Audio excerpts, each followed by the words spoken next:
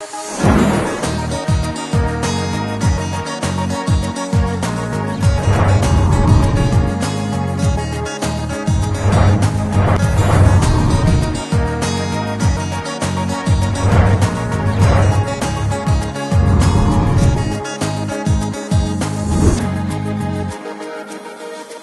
Rip is the processing point here. Welcome back. Today we're going to talk about IRS 1099-K. Now, I know what you're thinking. Could you not have picked a duller subject to talk about? Well, dull as it may be, it is an incredibly important subject because the 28% withholding penalty is something a lot of small businesses could not survive. So we're going to take this piece of legislation, break it down into two parts in 3 minutes or less. First, we're going to take a look at what 1099-K is and what some of the problems we're encountering are. And then we're going to take a look at the only two pieces of information you need to know to make sure that your business is registered properly so that you can avoid the 28% penalty. So let's make this quick and easy and get started. So what is IRS 1099-K? Well, to keep it real simple, it's a new piece of legislation that is designed to go after unrealized tax revenue and is expected to raise about $1 billion over the next 10 years. And what it says is that all credit card processing entities now have to report 100% of their clients' gross credit card volume receipts directly to the IRS.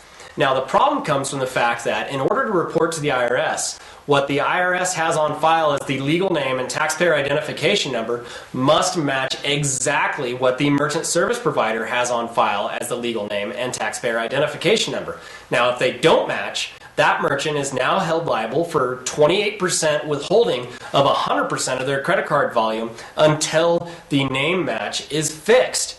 Now, the problem comes from the fact that trying to register the 7 million active merchant accounts with the IRS and validate that they all match up perfectly is next to impossible, because when the reports come back, the IRS simply says whether the name matches or not and doesn't give you what is on file with the IRS. So let me give you a couple examples. We have Don and Sons here. They registered with the IRS and they used the AND symbol. And then when they got their merchant service account, they spelled the word AND out. Well, when the merchant service provider tries to report to the IRS, it doesn't match. So now Don and Sons is liable for a 28% withholding penalty. Same with Big Daddy down here. Maybe when they registered with the IRS, it was Big Daddy Inc. period. And when they got their merchant service account, they spelled the word incorporated out.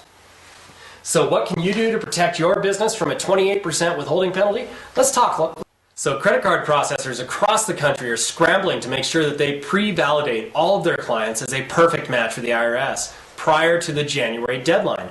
And they're doing this because credit card processors don't want to have to be the new sheriff in town and be held responsible for withholding 28% of their clients' funds. So what can you do to help the process?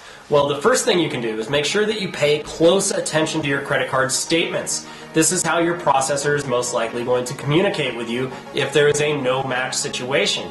And then if there is a no-match situation, any old documentation that you can dig up, like your first tax return or articles of incorporation that could help figure out why it doesn't match, would be extremely helpful. Otherwise, it just becomes a guessing game back and forth, and it could take months because the IRS won't reveal to the processor what they have on file for that particular merchant. So this has been Rep Bayless with the Processing Point. If you have any questions or comments, make sure you put them down below and we'll get back to you as soon as possible. Otherwise, make sure you jump on over to the Merchant Doctor on Facebook and give them a like so that you can be a part of the Merchant Doctor revolution.